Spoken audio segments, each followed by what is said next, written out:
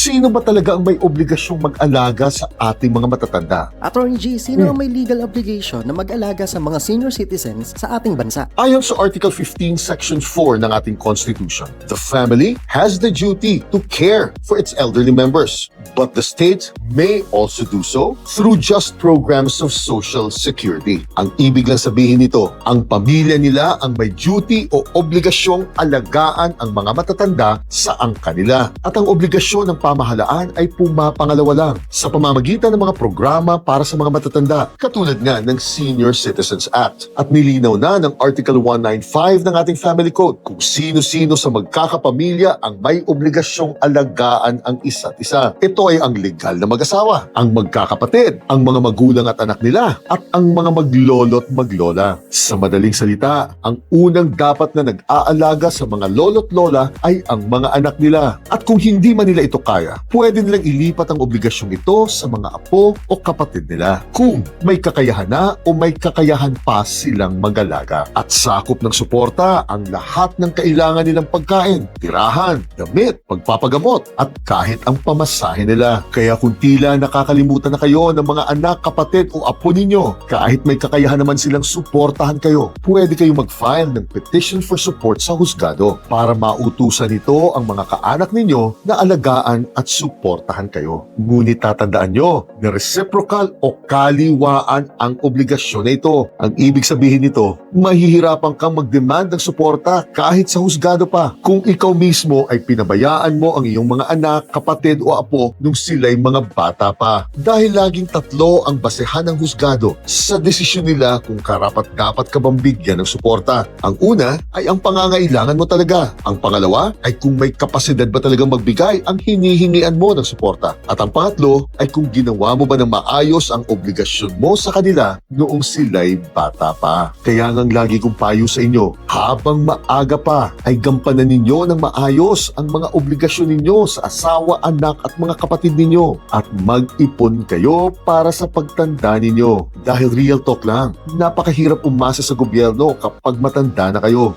Chinel!